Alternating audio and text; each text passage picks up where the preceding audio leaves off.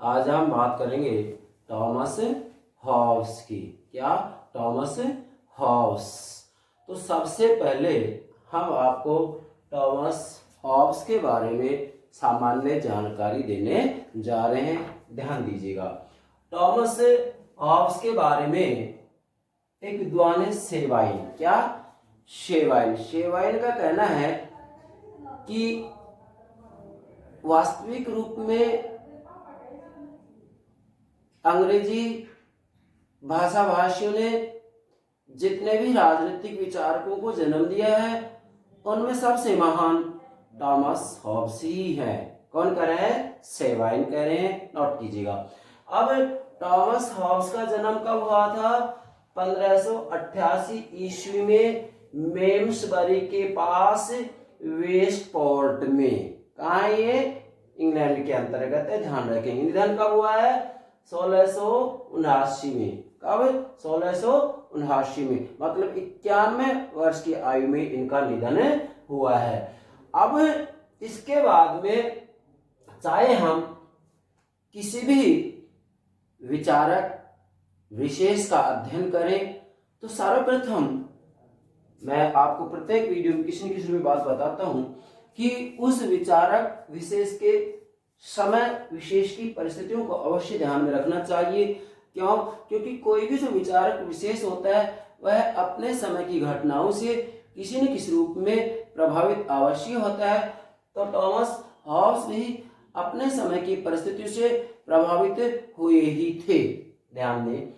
सबसे पहले मैं आपको यह बताना चाह रहा हूं कि वास्तविक रूप में जब संसद और राजा के मध्य संघर्ष हो रहा था कि इन दोनों में सर्वोच्च कौन, तो ऐसी स्थिति के अंतर्गत थॉमस हॉब्स गणित शास्त्र से राजनीति शास्त्र की तरफ चले जाते हैं। मतलब ये फिर राजनीति के अध्ययन पर बल दे देते हैं। तो किससे प्रभावित हो रहे हैं? 1640 ईस्वी में जो इंग्लैंड में गृह युद्ध हुआ था। गृह युद्ध मतलब वास्तविक रूप में संसद और राजा के मध्य जो संघर्ष चल रहा था वही गृह युद्ध कहलाया। वही क्या कहलाया? गृह युद्ध कहलाया। इसके बाद में यूनान की एक कृति है, पुस्तक है, रचना है यूक्लिड की ज्योमेट्री। यूक्लिड की ज्योमेट्री, इससे यह बहुत ज्यादा प्रभावित हुए। मतलब 40 वर्ष की अवस्था में इनके हाथ ये पुस्तक लग जाती है और इसका अध्ययन करने के बाद भी उन्होंने कहा कि किसी भी क्षेत्र में निश्चित सिद्धांत का इससे पता लगाया जा सकता है। किससे? ज्योमेट्री से। मतलब किसी भी क्षेत्र में। क्यों? क्योंकि वास्तविक रूप में थॉमस हॉब्स एक सामान्य दर्शन का निर्माण करना चाह रहे थे जिसमें राजनीति दर्शन उसका एक पार्ट, एक अंग मात्र है। क्या कर रहा हूं? एक सामान्य दर्शन का निर्माण करना चाह रहे थे। अब इसके बाद में हम अगली बात करते हैं कि इनकी कुछ महत्वपूर्ण रचनाएं भी हैं जो कि एग्जाम की दृष्टि से महत्वपूर्ण है। इसके साथ में राजनीति विज्ञान के विद्यार्थियों को तो इसका पता होना ही चाहिए। इसकी पुस्तक पहली है डी सीवे जो कि 1642 ईस्वी में लिखी गई है, नोट कीजिएगा। डी सीवे। दूसरी है डी कॉर्पोरे, ये 1695 में लिखी गई है। तीसरी क्या है? लेवियाथन, 1691 में लिखी गई है। इसके बाद में एलिमेंट्स ऑफ लॉ 1650 में लिखी गई है। और फिर है डी होमिनी 1659 ईस्वी में लिखी गई है, जिनमें लेवियाथन इनकी सबसे महत्वपूर्ण पुस्तक है। क्या? लेवियाथन इनकी सबसे महत्वपूर्ण पुस्तक है जिसको कि एक विशालकाय जल जंतु कहा जाता है। हिंदी अर्थ विशालकाय जल जंतु है। क्यों? क्योंकि जब थॉमस हॉब्स ने 1588 ईस्वी में जन्म लिया उस समय वास्तविक रूप में इंग्लैंड के अंतर्गत उथल पुथल मची हुई थी और उस राजनीतिक अस्थिरता का उथल पुथल का हॉब्स के ऊपर भी प्रभाव पड़ा। ऐसी स्थिति में हॉब्स ने निर्णय किया कि यहाँ जो व्यवस्था नहीं है, अर्थात चारों तरफ अव्यवस्था फैली हुई है, इस अव्यवस्था को दूर करने के लिए एक शक्तिशाली शासन या राजतंत्र होना ही चाहिए। मतलब एक सुदृढ़ मजबूत सरकार का होना अति आवश्यक है। थॉमस हॉब्स ने निष्कर्ष निकाला, इसका मतलब ये परिस्थिति से प्रभावित हुए तभी उन्होंने निष्कर्ष निकाला कि वास्तव में व्यक्ति का जो स्वभाव है स्वार्थी है, धोखेबाज है, छली है, कपटी है, अहमवादी है। ऐसी स्थिति में ऐसे व्यक्ति को दबाने के लिए एक निरंकुश शासन अति आवश्यक है, शक्तिशाली शासन का होना अति आवश्यक है। मतलब यहाँ मूल जो बात मैं कहना चाह रहा हूं, आपको ये कहना चाह रहा हूं कि वास्तविक रूप में थॉमस हॉब्स का जब जन्म हुआ था तो इनके जन्म के समय वहां अव्यवस्था फैली हुई थी। इसलिए कुछ विद्वानों ने कहा भी है कि थॉमस हॉब्स की जननी ने हॉब्स के जन्म के साथ दो पुत्रों को जन्म दिया, एक थॉमस हॉब्स, दूसरा भय। मतलब भय डर जन्म के साथ ही आया है। क्यों आया? क्योंकि उस समय वहां पर अव्यवस्था फैली हुई थी, अराजकता फैली हुई थी। तो ये बात ध्यान रखेंगे। इसके बाद में जो अगली बात आती है वो ये क्या कि थॉमस हॉब्स के ऊपर प्रभाव डालने वाली परिस्थितियां कौन कौन सी थी जिनका कि इनके विचारों के ऊपर प्रभाव पड़ा है, जिसके कारण इन्होंने अंत में यही कहा कि एक शक्तिशाली शासन की स्थापना होनी ही चाहिए। तो सबसे पहले ध्यान रखेंगे कि वास्तविक रूप में नंबर एक पहला प्रभाव पड़ा विज्ञान का विकास। उस समय विज्ञान का विकास हो रहा था। क्या? विज्ञान का विकास हो रहा था। जैसे गैलीलियो ने विज्ञान के क्षेत्र में गति का नियम दिया था। किसका नियम दिया था? गति का नियम दिया था। इस गति के नियम से ही थॉमस हॉब्स प्रभावित होते हैं और थॉमस हॉब्स कहते हैं कि प्रत्येक घटना एक गति के रूप में होती है। मतलब वास्तविक रूप में पूरे ब्रह्मांड में भी प्रत्येक घटना एक गति के रूप में ही हो रही है। इसी प्रकार से उन्होंने मानवीय व्यवस्थाओं को भी गति के आधार पर समझाने का प्रयास किया। अर्थात इनका कहना यह कि व्यक्ति वास्तविक रूप में इच्छाओं का एक समुच्चय होता है, और वह अपनी इच्छाओं से ही किसी न किसी रूप में क्रिया करता है, कार्य करता है। जिस कार्य से उसे आनंद की प्राप्ति होती है उस कार्य को अच्छा मानता है, जिस कार्य से उसे आनंद की प्राप्ति नहीं होती है उसको बुरा मानता है। अर्थात एक से आकर्षित होता है, दूसरे से विकर्षित होता है। क्या? एक से आकर्षित होता है, दूसरे से विकर्षित होता है। तो ये मानव इच्छा का समुच्चय मान रहा है। तो इसका मतलब ये हुआ कि संपूर्ण व्यवस्थाएं ही किससे? गति से प्रभावित होती हैं। तो यहां मनुष्य की बात आए तो किससे प्रभावित हो रहा है? इच्छाओं से।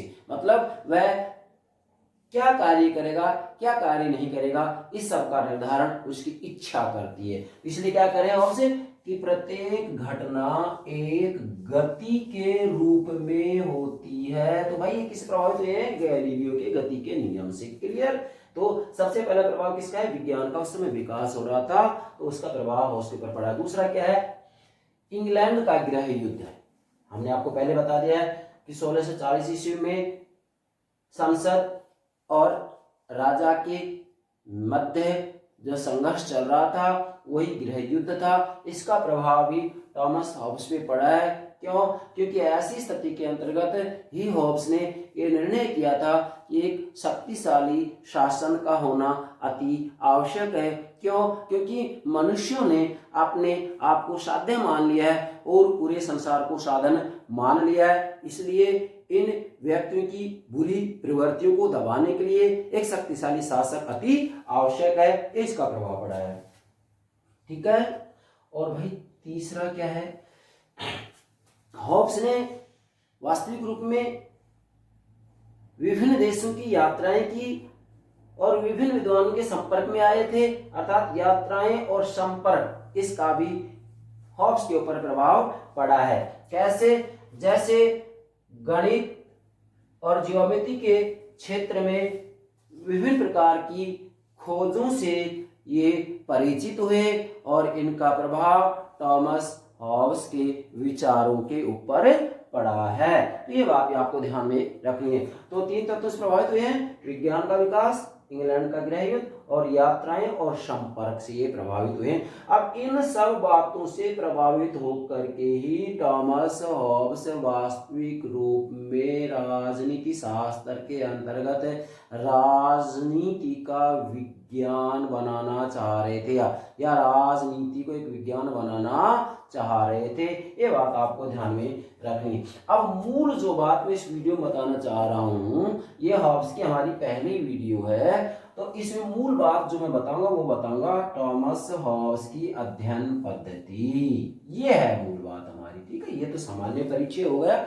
अब एग्जाम की दृष्टि से मूल बात ये आपको समझने क्या कि थॉमस हॉब्स की जो अध्ययन की पद्धति है वो कौन सी है भाई? वैज्ञानिक भौतिकवाद। क्या है? वैज्ञानिक भौतिकवाद। नोट कीजिएगा, थॉमस हॉब्स की अध्ययन की पद्धति कौन सी है? वैज्ञानिक भौतिकवाद। तो चलिए अब इसे हम समझाते हैं। तो सबसे पहले तो यहां ध्यान देंगे कि मध्य युग के अंतर्गत, क्या मध्य युग के अंतर्गत प्रमाणवादी पद्धति को अपनाया गया था। मतलब मध्य युग में अध्ययन के लिए प्रमाणवादी पद्धति को अपनाया गया था। मतलब धार्मिक ग्रंथों के अंतर्गत जो प्रमाण दिए गए हैं उनके आधार पर अध्ययन किए जाते थे। इसका मतलब मध्य युग में प्रमाणवादी पद्धति अपनाई गई थी और जीन बोना ने इनसे पहले ऐतिहासिक पद्धति का प्रयोग किया था।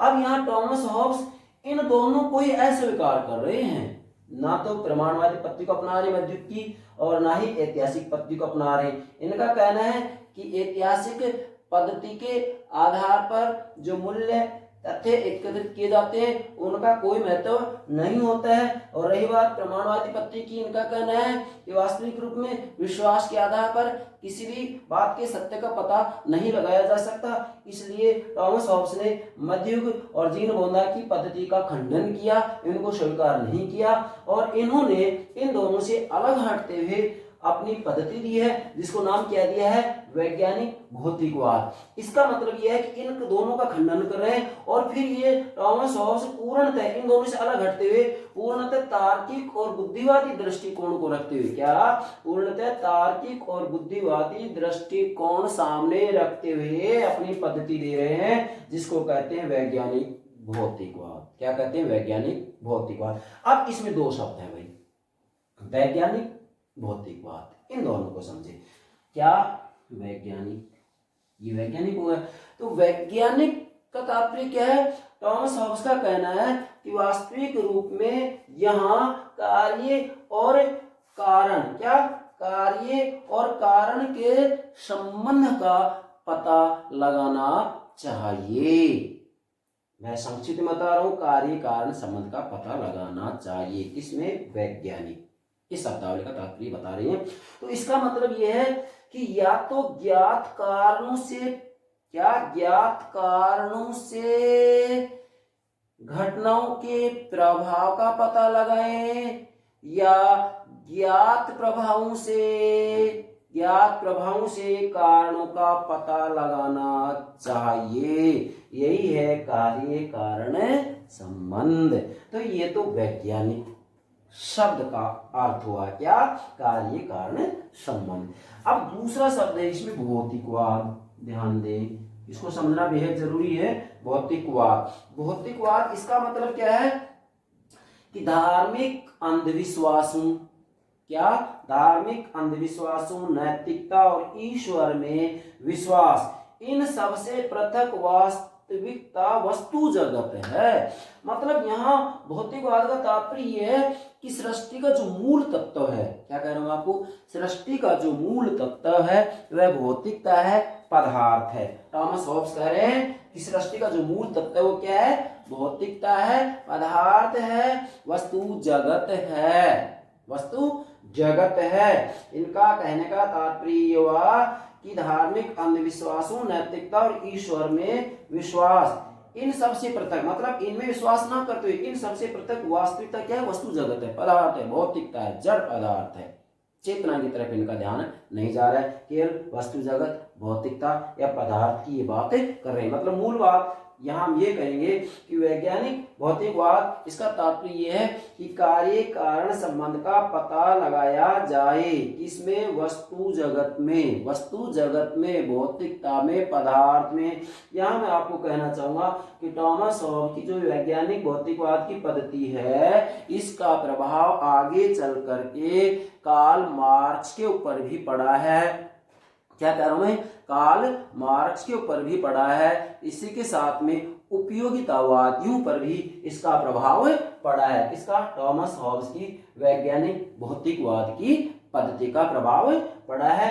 तो ये है थॉमस हॉब्स के अध्ययन की पद्धति वैज्ञानिक भौतिकवाद। यहाँ आईएएस एग्जाम के अंतर्गत विशेषकर आपको ये बातें ध्यान रखनी है कि मध्य युग की पत्ती को ठुकरा रहे हैं, जीन बौद्धिक पत्ती को ठुकरा रहे हैं, अपनी स्वयं की तार्किक और बुद्धिवादी दृष्टिकोण के आधार पर आधारित जो पत्ती है वैज्ञानिक भौतिकवाद उसको स्वीकार कर रहे हैं। वैज्ञानिक शब्द का ये तात्पर्य होगा और भौतिकवाद शब्द का ये भावार्थ होगा, जो कि मैंने आपको समझा दिया है। इससे संबंधित ही प्रश्न एग्जाम में पूछे जाते हैं। अब यहाँ हम आपको ये नहीं बताएंगे कि ये प्रश्न इसमें बन रहे हैं, ये प्रश्न आपके सामने है, आप किस तरीके से इसको समझिएगा। तो ये हो गया थॉमस हॉब्स की वैज्ञानिक भौतिकवाद की पद्धति। यह हॉब्स के बारे में हमारी पहली वीडियो है। इसके बाद में हॉब्स का सामाजिक समझौता और हॉब्स के विचारों में जो व्यक्तिवाद और निरंकुशवाद के तत्व पाए जाते हैं, इनके बारे में अलग से हम 2 वीडियो भी अपलोड करेंगे।